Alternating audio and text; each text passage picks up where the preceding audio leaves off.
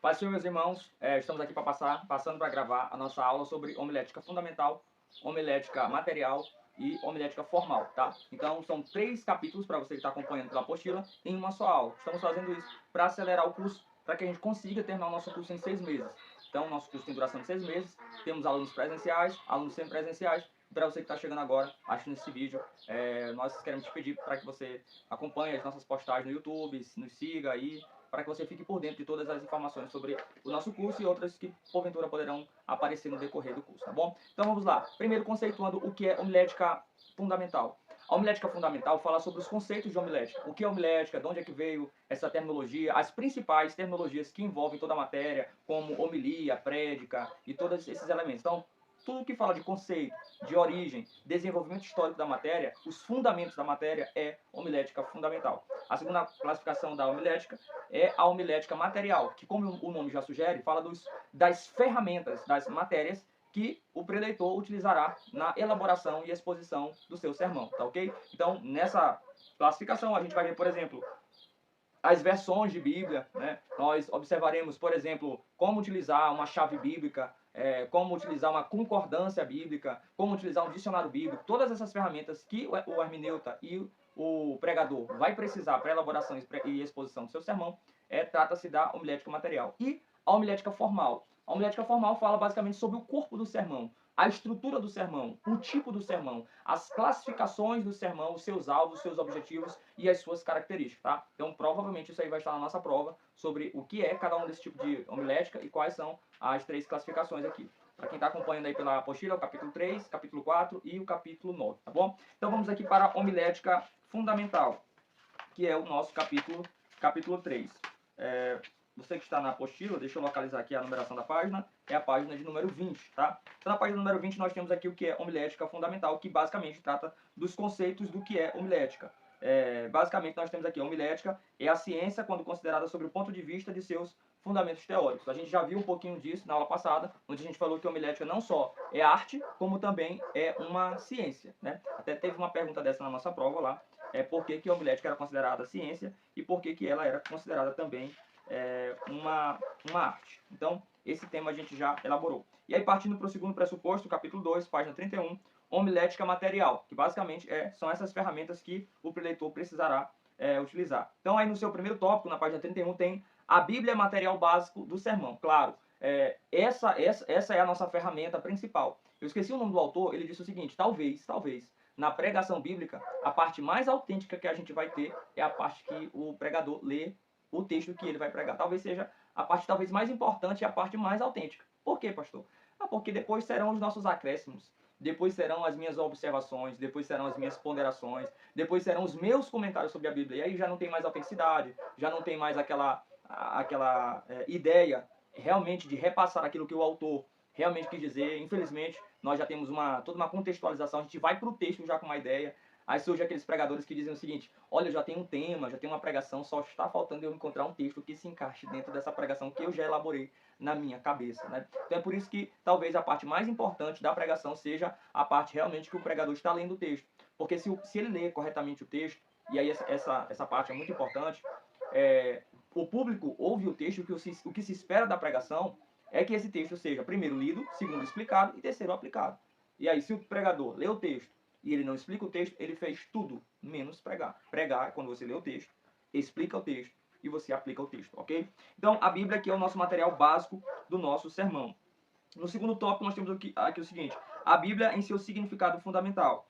Precisamos ser lembrados e conscientizados de que todo o nosso conhecimento da verdade encontra-se na palavra reveladora de Deus, não em nós. O homem natural não entende nada de Deus, mas o homem salvo leva cativos seu conhecimento, pensamento, inteligência e obediência a Cristo. É o que eu estava mencionando anteriormente. O pregador ele tem que cativar, essa é uma expressão de Lutero, né? A minha mente está cativa à palavra.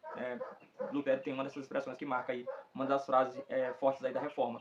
Então, a nossa mente tem que ser cativa à palavra de Deus. Então, o pregador, ele tem que fundamentar o seu sermão sobre aquilo que as Escrituras ensinam, tá? Não sobre aquilo que a tradição da igreja ensina, ou sobre aquilo ouvi falar um pregador, não. Tudo que o pregador tem a se fazer quando ele assume a oportunidade para pregar e apresentar a ideia bíblica dentro da sua autenticidade. No último parágrafo da página 32, ele diz o seguinte: assim, nossa pregação deve ser textual, escriturística, cristológica e prática. Né? Então, todo sermão que ele não é bíblico, todo sermão que ele não é cristocêntrico e todo sermão que ele não é contextual, ele é um sermão pobre de sentido bíblico. Tá? Ele precisa, esse pregador precisa ter em seu bojo de intenção homilética a intenção de apresentar Cristo na sua mensagem, e toda a Bíblia aponta para Cristo, tá?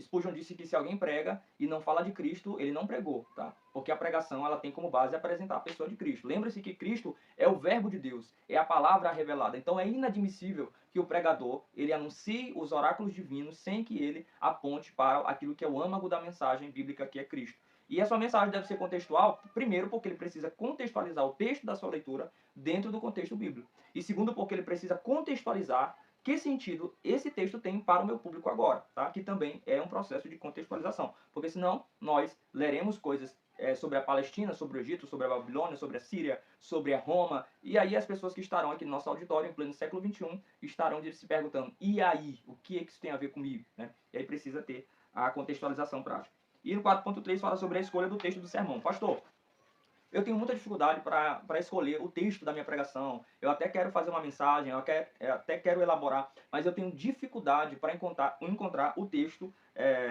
que eu posso utilizar para preparar minha mensagem. E aqui na nossa apostila, nós temos aqui algumas dicas para a escolha do seu sermão. Primeira dica na página 33. Escolha-o com pelo menos uma semana de antecedência. Então, assim, não dá para você escolher se você vai pregar...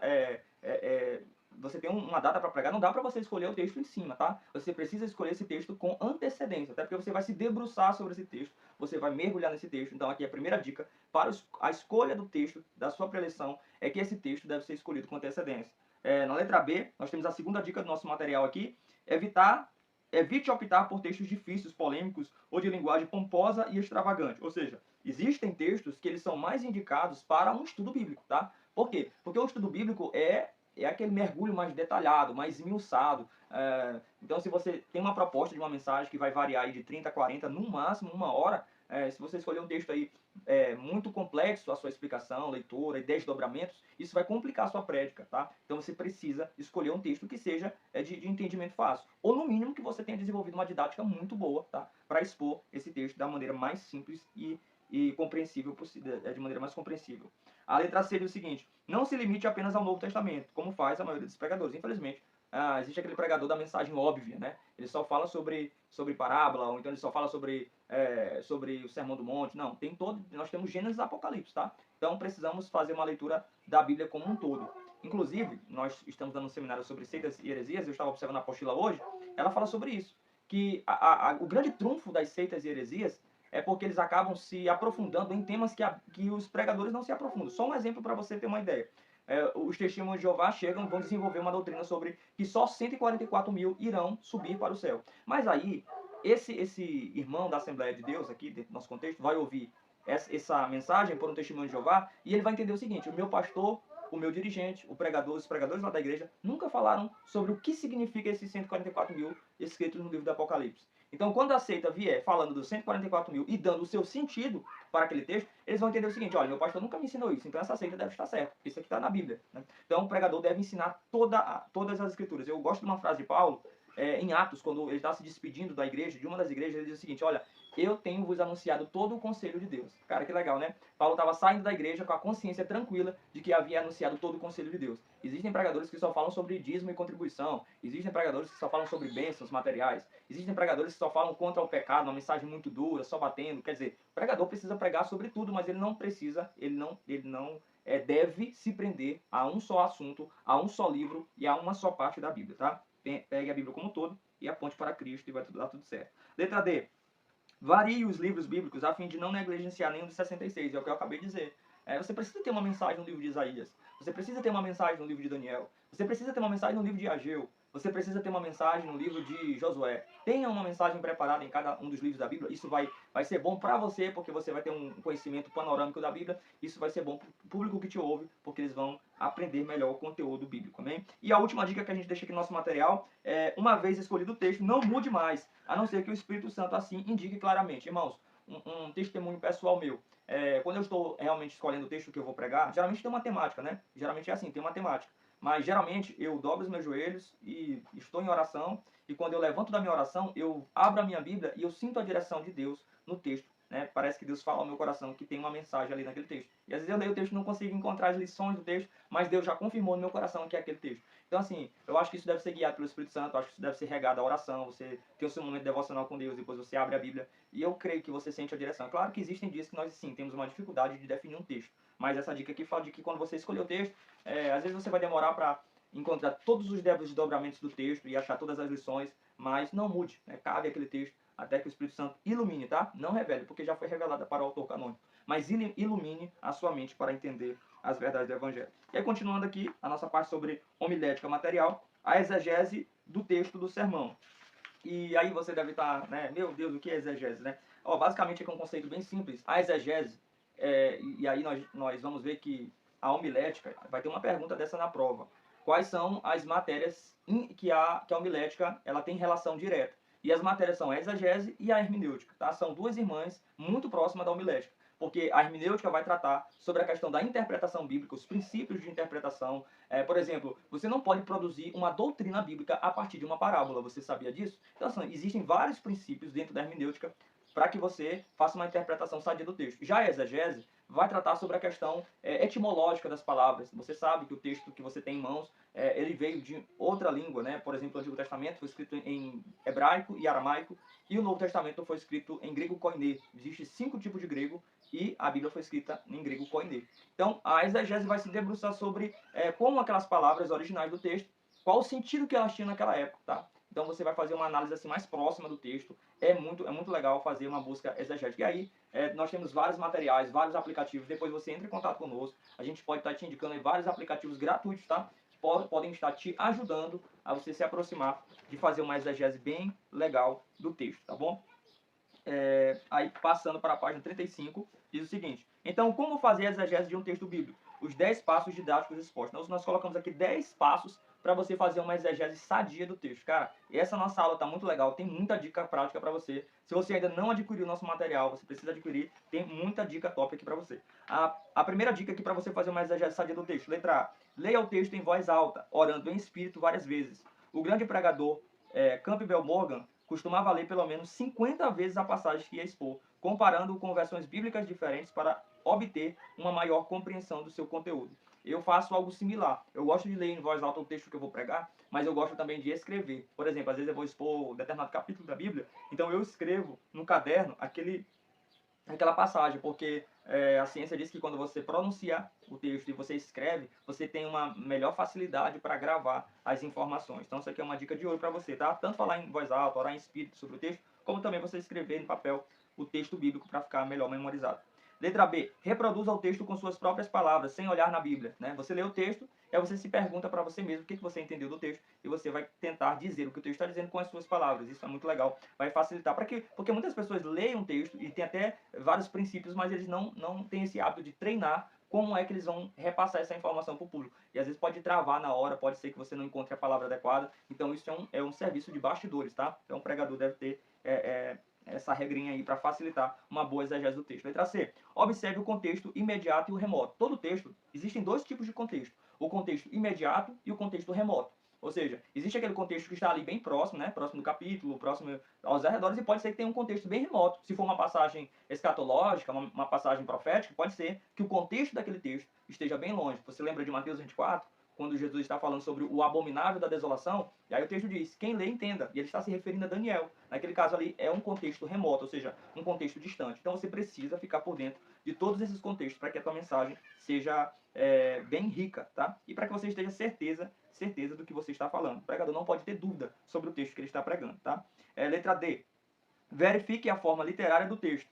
Essa é uma dica muito interessante. Você está pregando em um texto poético, você está pregando em um texto narrativo, você está pregando em um texto apocalíptico, você está pregando em um texto descritivo, prescritivo. Então, todas essas informações do contexto literário que você está lidando é muito importante, porque não dá para ler um texto literário, por exemplo, como poesia em Eclesiastes, Cantares, e tentar fazer uma aplicação ali bem direta e literal. Toda vez que você pegar um texto de poesia e você trabalhar ele de forma literal, você vai ter grandes problemas.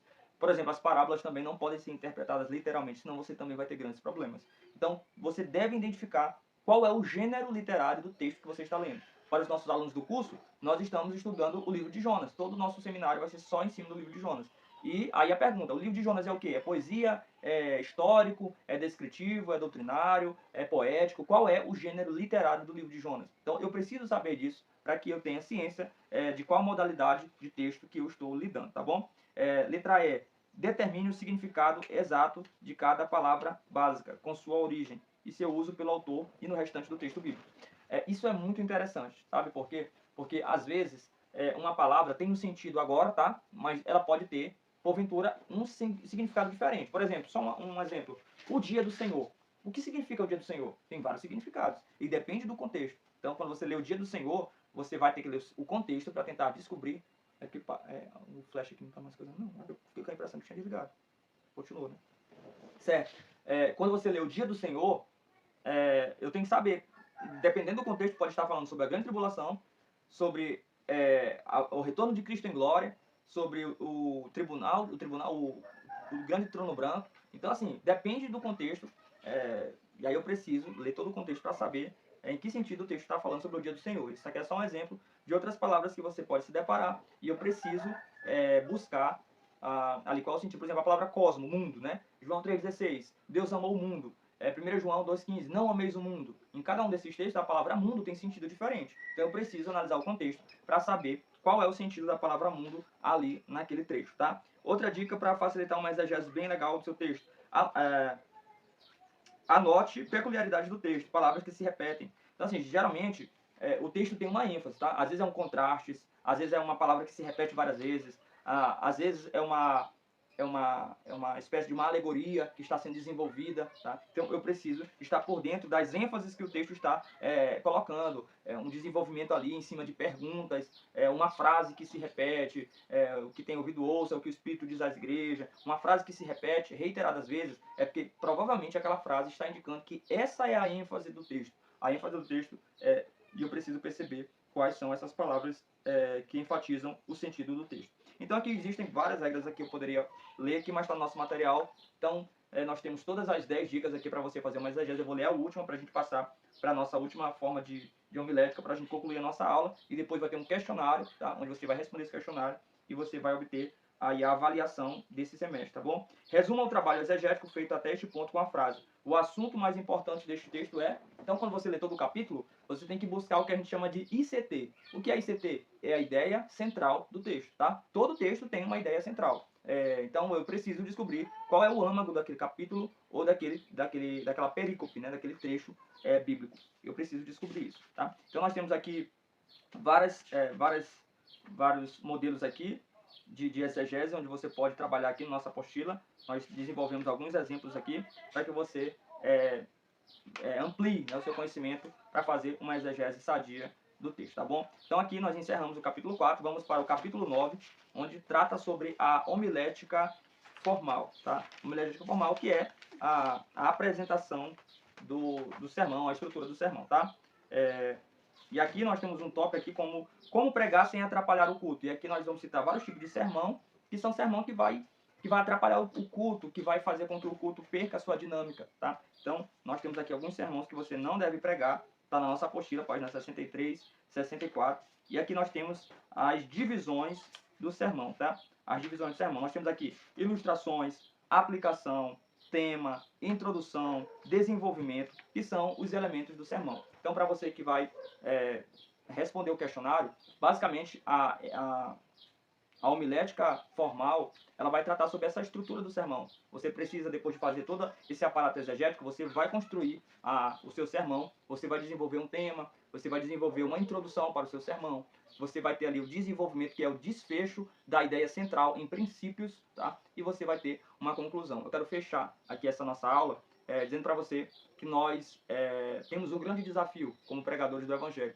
E o desafio é encontrar vários princípios, várias lições, extrair várias lições do texto, sem causar prejuízo à ideia central. Muitas das vezes eu quero achar tantas lições e tantos princípios em um texto que eu acabo me afastando da ideia central do texto. Por exemplo, a título de exemplo, a parábola do filho pródigo tem uma ideia central, que é mostrar que Israel, que os judeus deveriam ficar felizes porque Jesus estava acolhendo aqueles que eram desprezados. Essa é a ideia central. Então, muitas das vezes, quando eu vou pregar sobre o filho pródigo e eu quero achar em cada momento da parábola uma aplicação para o meu público, eu acabo retalhando a parábola e distanciando a parábola do seu desfecho final, da sua estrutura central, que é mostrar para os judeus que eles deveriam se sentir felizes pelo acolhimento que Jesus estava dando para os gentios e não se sentir enciumados, digamos assim, como agiu o irmão do filho pródigo. Muitas das vezes, a maioria do sermão que se prega sobre o filho pródigo acaba encontrando tantas lições do filho pródigo que a verdadeira lição do texto, que é sobre o irmão do filho pródigo, fica ofuscada, tá? Então eu encerro